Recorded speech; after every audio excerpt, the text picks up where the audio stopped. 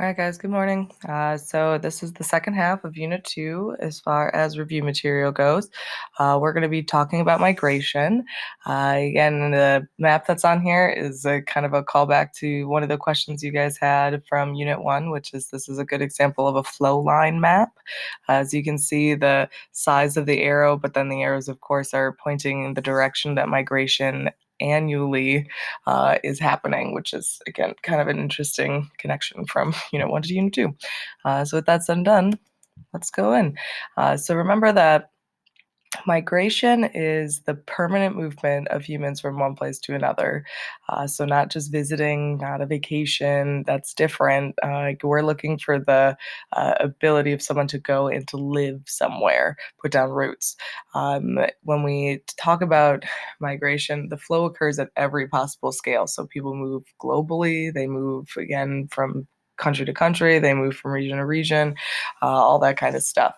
When we are kind of gathering data in regards to migration, one of the big things that is listed with countries is this idea of net migration. Net migration is basically, again, how many people are coming in and out of your country. It's a total. So if you have positive net migration or net in, you've got more people coming to your country than leaving, right? And then if you have net out, you have more people leaving than coming to your country to live. And emigrate are right there, making sure to keep those in your brains, okay? We've got migrants. Migrants are people who move from place to place to do seasonal work, but again, they're moving with purpose and they're staying in those places until the job is done. Migrant workers usually are going to be in the agricultural side of things because they follow the harvest for various different plants. Meg Ravenstein, one of the, again, people you should definitely have by name in your head associated with their theory, is the guy who came up with the characteristics of migrants. Again, he basically said that there are certain principles about migration, about, again, the typical migrant in the world. So his principles basically were that people will only move short distances if that is possible. They're usually going to settle in urban areas if they are going to move a longer distance. They usually move in steps, meaning they'll move a little bit at a time to reach their final destination, what that might be. The move is almost always from rural to urban, adult, and male. And these are just generalizations. It's not perfect. It depends on where you're coming from and when you are in history, all that kind of stuff. So why do people make big moves and why do they migrate? Well, the way you should always talk about it is the idea of push and pull factors. Push factor is something that encourages people to leave. And remember, depending on perspective, can change whether something is a push or a pull factor. So please keep that in mind. But again, some typical push factors are going to be famine, war, lack of jobs, disease, violence, high crime, overcrowding, all that kind of stuff. And pull factors are basically all the opposites of those. You've got better jobs, lower taxes, nicer climate, better schools, more room, low crime, better medical care, all that kind of stuff. When someone is trying to decide and whether they're going to migrate or not, what they do is they take kind of a stock of the place's utility. Again, it's kind of like an evaluation. Are they satisfied or dissatisfied with where they're at, and are they going to move or are they going to stay? Again, distance decay, which we brought up in Unit 1. Again, distance decay is migrants choose to minimize the friction of distance. So, like I said, the further people get away from something, again, the less connected they are to it. So, distance decay is that, again, they don't want to move very far from what they know, at least if they can avoid it. So, they're more inclined to move to locations closer to them. They're less interested in further distances overall. And this is again where you see intervening opportunities. Sometimes people make the decision that they're going to make a big move step by step, but once they take the first step, they're like, well, maybe this is a better choice. So, again, this idea of kind of what is going to be the obstacle, the intervening obstacles, usually how I think about it, something that stops their movement in that place. Of course, immigrant and emigrant are just the people version of to immigrate or emigrate. Refugee Okay, so refugees is a word that you probably hear a lot, but these are people who are residing outside of their own country and not because they want to. These are people who have been forced out of their country because of persecution, or if they feel like they're being, again, their lives are at stake. Again, someone who is considered an IDP or an internally displaced person is forced out of their home, but not all the way out of their country. So they don't cross any international borders. A refugee and an IDP are basically the same. They're forced to leave what they've always known. Refugees, though, just make it a lot further. Bringing this back in, again, remember there's another model in this one. We're looking at the model that Wilbur Zielinski came up with, which is the migration transition. So the areas that are going to be in stage one of our DTM are going to have high daily and seasonal mobility in search of food. So that means they're always kind of on the move. Once we get into stage two, there's going to be high international emigration, meaning they're getting out of Dodge, and interregional migration from rural to urban. There's high international immigration if you are a stage three country, and intra regional migration from cities to suburbs in stage three and four. Barriers to migration, it's just things that stop us, again, are real obstacles for why the migration pattern has to stop or cannot continue. A lot of times it's financial in nature. Sometimes it's about, excuse me, the government setting up. Oh, I'm so sorry. Excuse me. The government setting up certain restrictions, quotas is usually what they're referred to as. There's like a certain amount of a group that people that a country will allow in before they're like, nope, we're going to close the doors. You can stay out for now. Um, the next two theories are kind of deep cut, but nevertheless, here we go. The human capital theory of migration states that educated workers often migrate from poor to wealthy countries seeking better jobs that benefits both countries. This is a really common sense thing. Again, your country that is receiving these migrants are getting talent. The people who are getting these jobs are sending money back home, and again, so on and so forth. The life course theory of migration is that there are specific moments in a person's life that necessitate migration, and that have an important sort of part of this. One is like education. Kids move, they leave home to go to college, or when you get married, um, excuse me, overall, and less likely to migrate, but there is usually relocation. So choosing a new home overall. And children impact housing, environmental moves. When you have a family, it's harder. It's a lot harder to leave a place. So you don't see as much migration in that life. Stage of again overall, but there are specific again kind of stages in people's lives where migration is common, or if not common, very much encouraged. That's for sure. So we got form of migrations. Again, the first four, I didn't write any examples or patterns because ultimately you can come up with those yourselves. Again, the last four are things that we didn't necessarily talk about in a lot of details, but I'm going to talk about them now. So here we go. We've got step migration, which is a series of small moves, as I've already mentioned. Excuse me. So you go from like rural to a big city, and then you might move to a smaller village, and then into a small town, larger town, and then back to the big city. I mean, again, it's just small movements until you get to where you want to go. Chain migration is interesting because the way it works, it's kind of like follow the leader.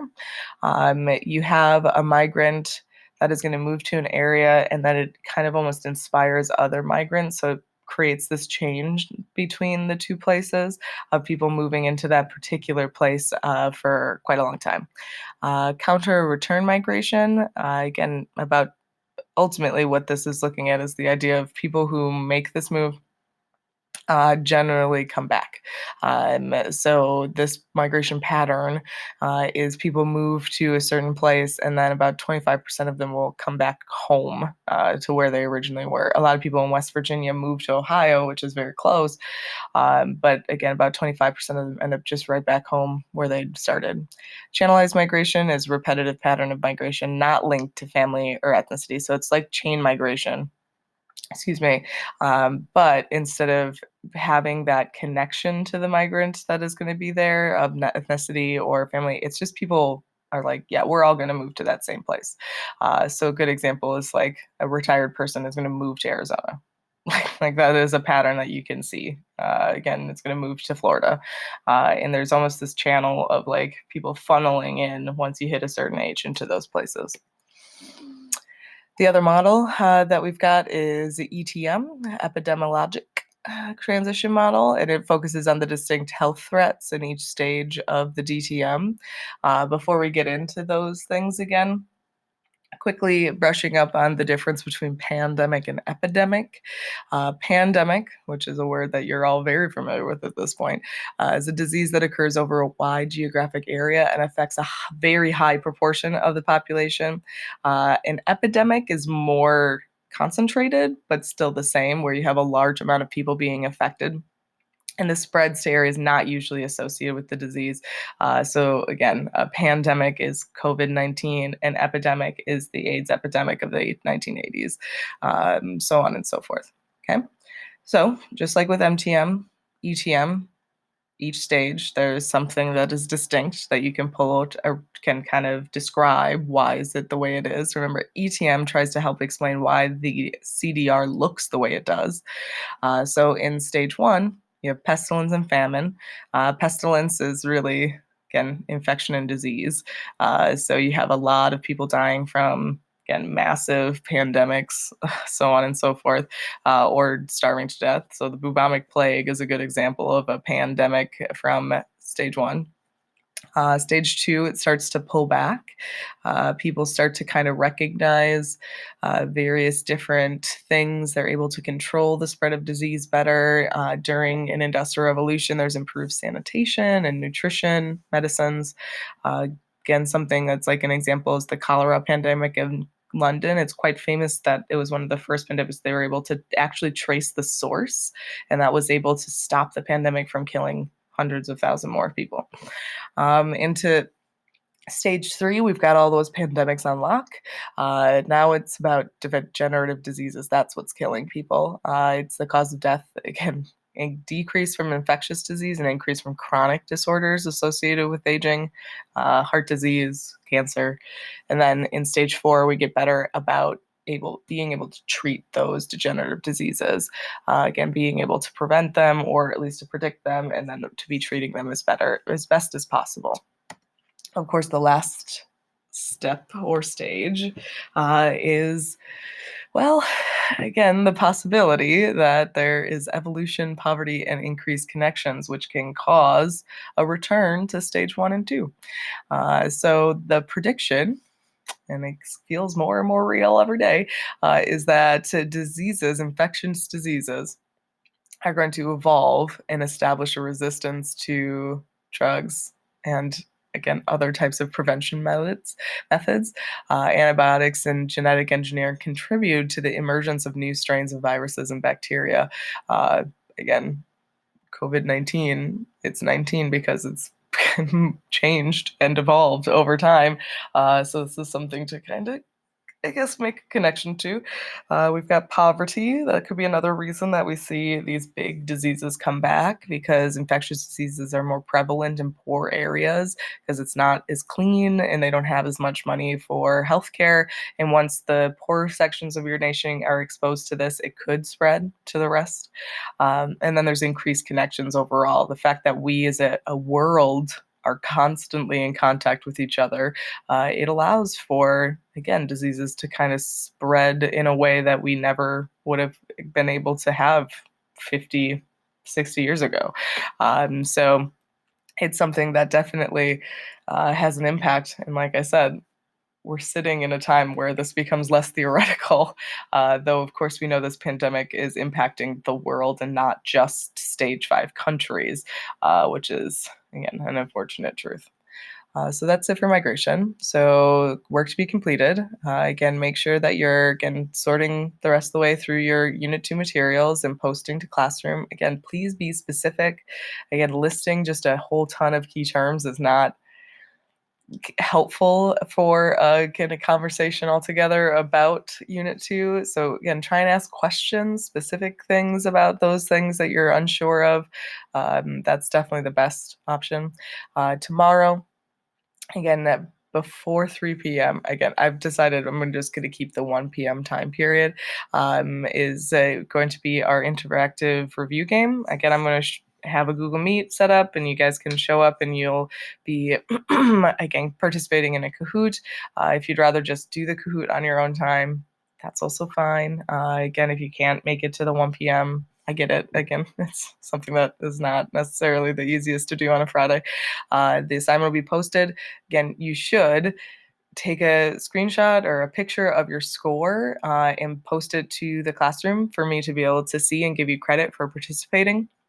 I will say that, and again, I'll post this as well, that I am going to be giving extra credit to the highest score as well as the best a screen name that you choose.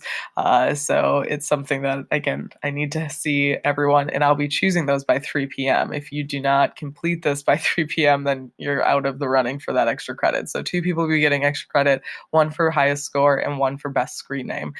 So keep that in mind as you're figuring things out tomorrow. And then by Monday, you're going to be doing what can become a routine, because that's where we're at here. We're going to be getting back into a routine. So again, by Tuesdays and Thursdays, you'll be posting something, questions, concerns. Friday, a review game, and then by the next Monday, you'll be posting some kind of tip or trick on Classroom regarding Unit 1 or 2. Again, there can be ways to remember things or resources you found. The resources cannot be Quizlets that you did not make. Again, they're not a helpful tool if you did not create them yourself. So please make sure that you're finding something that is actually helpful to your classmates. Begin the process of organizing your Unit 3 materials. Again, all next week we'll talk culture. With that said and done, we're done.